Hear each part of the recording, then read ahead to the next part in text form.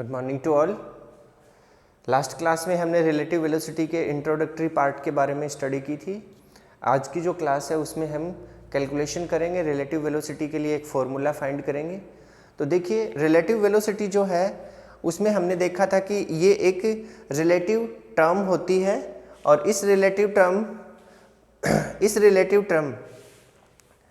Term में की जो डिपेंडेंसी है उसके लिए अगर हम बात करें, डिपेंडेंसी के लिए अगर हम बात करें तो हमें दो चीज़ों का ध्यान रखना पड़ता है यहाँ पे फॉर्मूला डेराइव करने के लिए कि रिलेटिव वेलोसिटी जो है वो मतलब एक तो रिलेटिव वेलोसिटी कौन कर रहा है और उसको देख कौन रहा है, ये दो चीज़ें हमें यहाँ पे कंसीडर करनी पड़ेंगी। ठीक है, इन दो चीज़ों को समझने के लिए हमें कुछ एग्जाम्पल्स लेने हैं। तो सबसे पहला हम एग्जाम्पल लेते हैं आपका जैसे मान लीजिए कि सैन बोल्ट है और एक कोई लड़का है जिसका नाम कुछ भी है, आकाश। जैसे आकाश कोई लड़का है और सैन बोल्ट को तो आप सब लोग जानते हैं, एथलेटिक्स है और वो बहुत तेज़ दौड़ता है। तो सैन बोल्ट की जो स्पीड है वो 9 मीटर पर सेकंड है और आकाश साइकिल चला रहा है जिसकी स्पीड है वो है 5 मीटर पर सेकंड।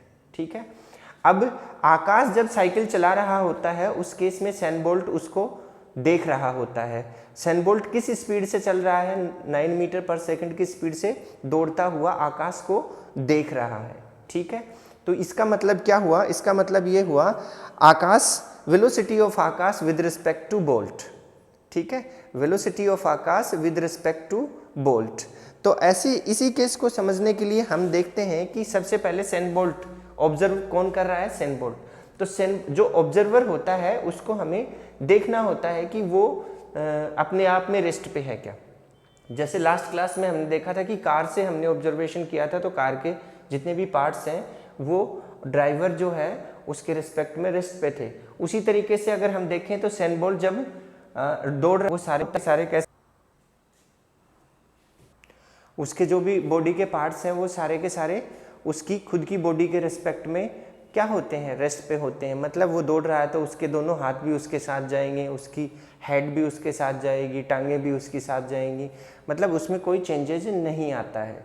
तो वो एक मतलब मूविंग ऑब्जेक्ट होने के बावजूद भी उसके कोई भी ऑर्गन्स जो है वो किसी भी टाइप से बॉडी पार्ट्स में कोई चेंजेस नहीं आएगा। तो इसी को लेकर हम एग्जाम्पल लेते हैं। जैसे अगर अब हम देखें, अब देखिए एक एग्जाम्पल बताता हूँ मैं आपको। अगर हम देखें कि आकाश जो है वो 5 मीटर पर सेकंड से कितने से 5 मीटर पर सेकंड से आगे चल रहा है, लेकिन बोल्ट जो है वो उसके रिस्पेक्ट में जो ग्राउंड है वो 9 मीटर पर सेकंड से पीछे खिसक गई है। ये तो हम लास्ट क्लास में भी पढ़ चुके हैं। आकाश जो है वो इस पॉइंट पे है और वो 5 मीटर पर सेकंड से आगे जा रहा है, ऐसे 5 मीटर पर सेकंड से आगे जा रहा है। लेकिन अगर बोल्ट इसको देख रहा है, किसको, आकाश को, ये साइकिल चला रहा है तो बोल्ट इसको देख रहा है और इसके साथ साथ में दौड़ रहा है, तो बोल्ट के रिस्पेक्ट में जो ग्राउंड है वो 9 मीटर पर सेकंड से पीछे खिसक रहा है। कितना, 9 मीटर। एक सेकंड में आकाश कितनी दूर गया, 5 मीटर। तो बोल्ट जो है वो एक सेकंड में ग्राउंड को कितना पीछे छोड़ गया, 9 मीटर पीछे छोड़ गया।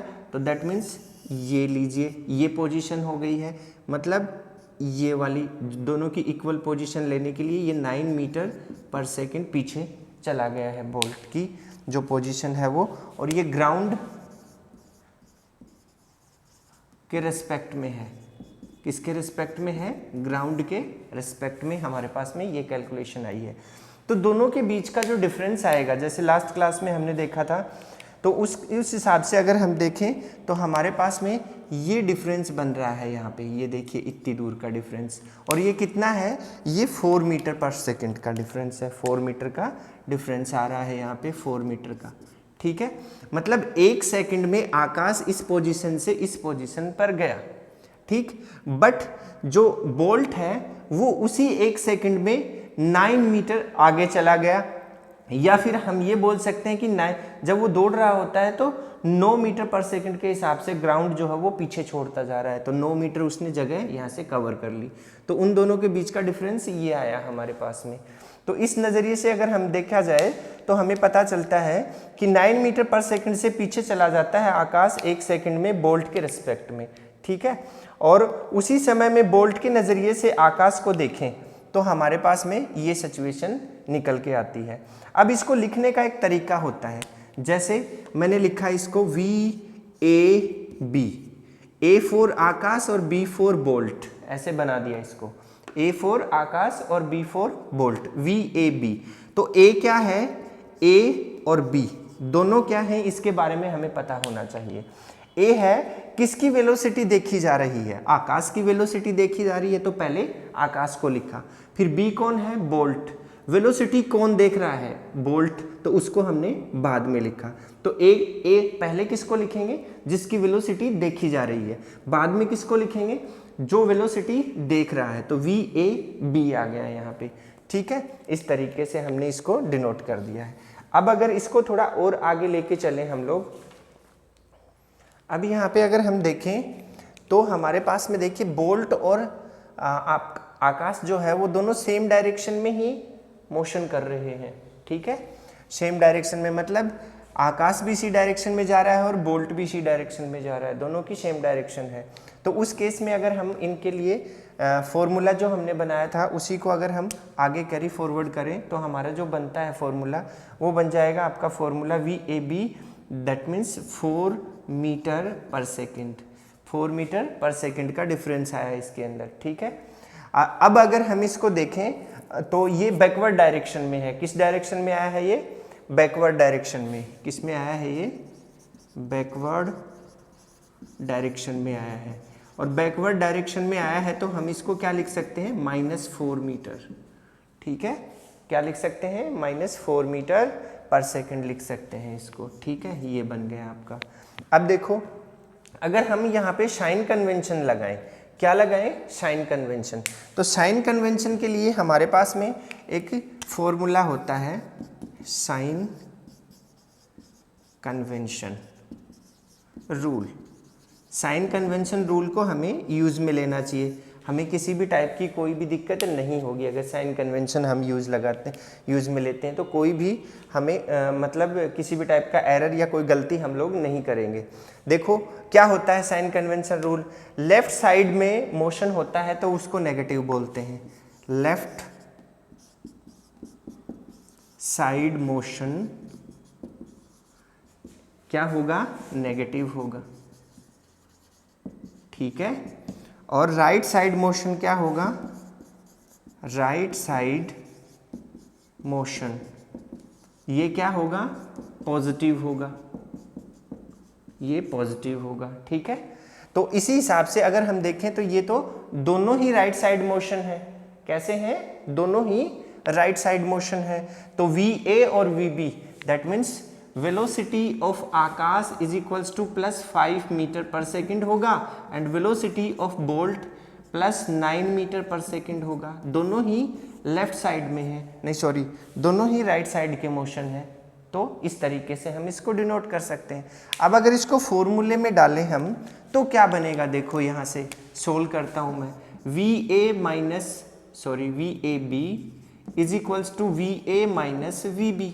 तो हमने लिखा VAB is equals to VA कितना है, 5 metre per second -9 metre per second, that means VAB is equals to -4 metre per second. वही वैल्यू आई हमारी जो हमने यहाँ पे कैलकुलेट की थी, कहाँ गया वो, बैकवर्ड डायरेक्शन में, ये वाली देखिए, ये कैलकुलेट की थी, ठीक है। इस तरीके से हम इसको समझ सकते हैं। अब देखो ये फॉर्मूला बन गया आपका, ठीक है। इसको वेक्टर फॉर्म में अगर हम डिनोट करें इसी फॉर्मूले को तो कैसे लिखेंगे, देखो आप लिख सकते हैं VAB vector is equals to VA vector minus VB vector. ये हम वेक्टर फॉर्म में विद डायरेक्शन हम इसको शो कर सकते हैं, ठीक है। अब हमारे पास में ये सिचुएशन तो कब आई, जब दोनों ऑब्जेक्ट या दोनों बॉडी सेम डायरेक्शन में मोशन कर रहे होते हैं। लेकिन अगर दोनों ही ऑब्जेक्ट एक दूसरे के ऑपोजिट डायरेक्शन में, दैट मीन्स मान लीजिए कि ये है हमारे पास में इस तरीके से, ये दो है मार्कर, ठीक है। एक इस डायरेक्शन से और एक इस डायरेक्शन से, इस तरीके से मोशन कर रहा है।